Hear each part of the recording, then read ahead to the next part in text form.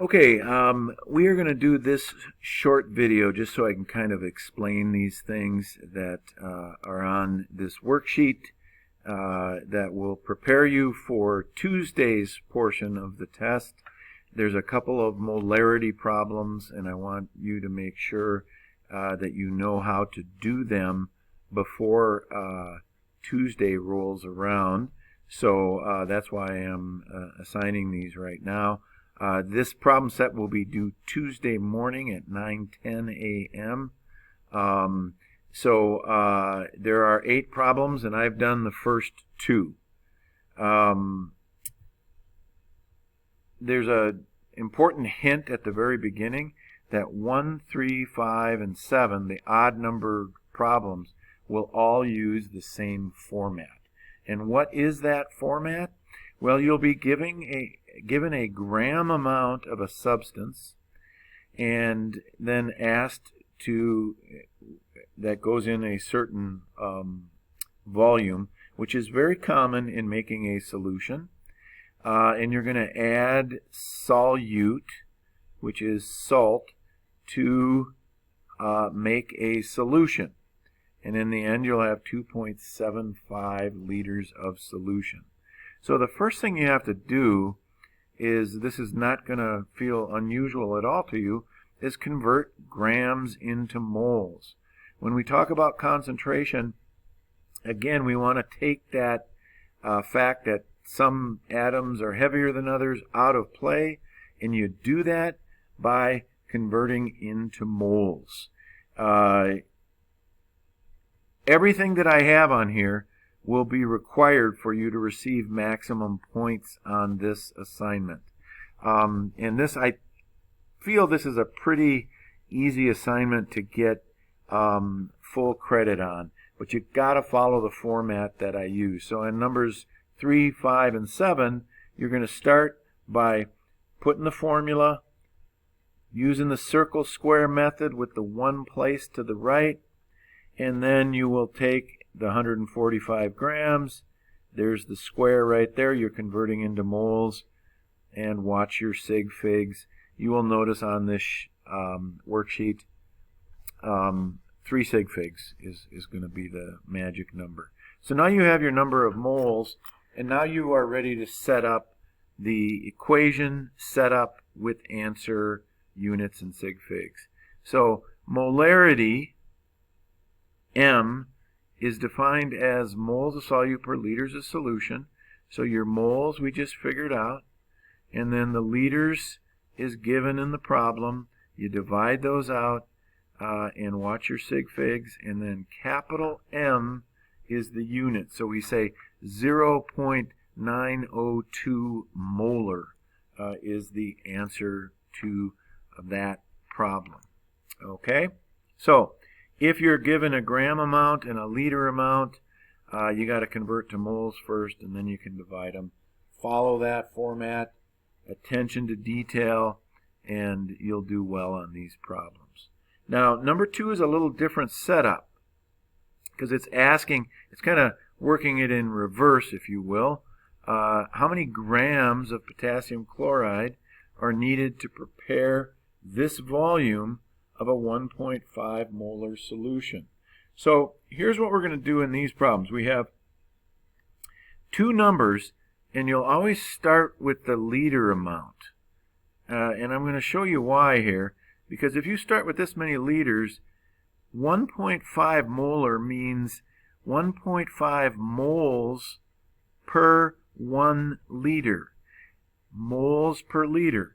So I'm going to use this as a conversion of turning liters into moles. Okay? So this capital M can be used as a conversion. And in problems 2, 4, 6, and 8, that's what you're going to do. You're going to start with the volume, convert that into moles, and then circle square method again, required. If you want good scores on these, you will follow the format that I have in these examples.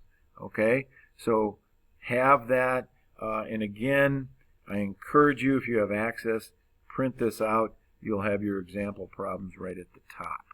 Okay, so 74.6 is when you add these two numbers up, that is how many grams there are in 1 mole, of course. Remember, mole on the bottom because of that. Liter, liter, mole, mole, they're going to cancel out.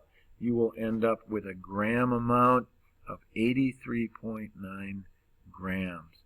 And all you had to do is 2 conversion steps. I think the even ones are a little bit easier, but I think both problems are pretty straightforward.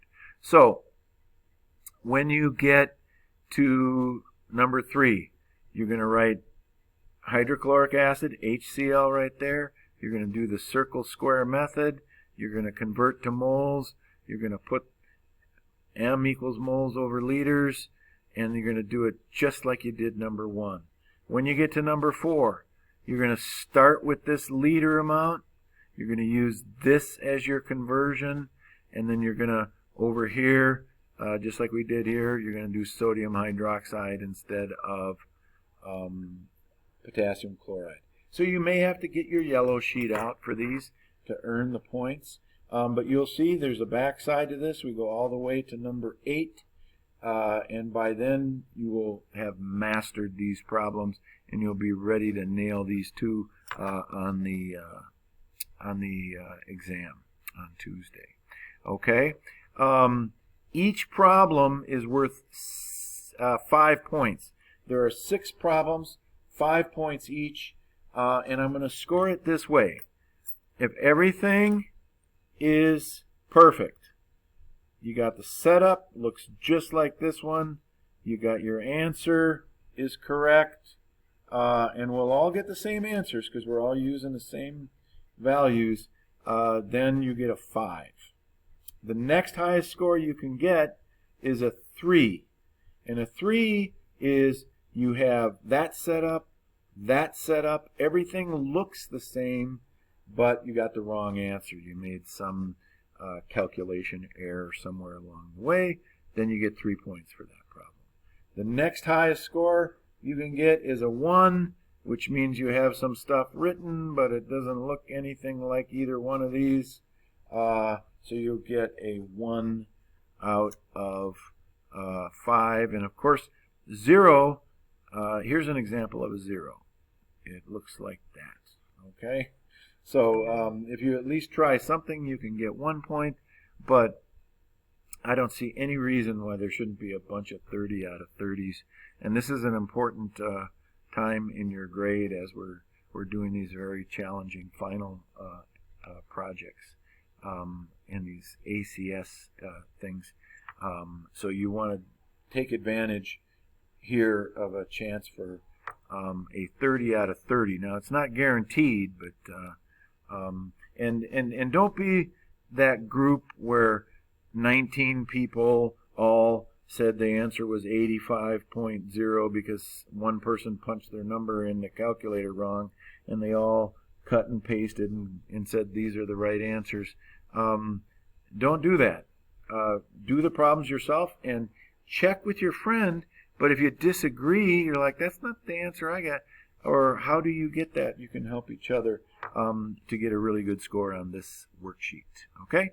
So that's something you can work on this weekend, work on it Monday night, but do Tuesday morning at 9:10 a.m.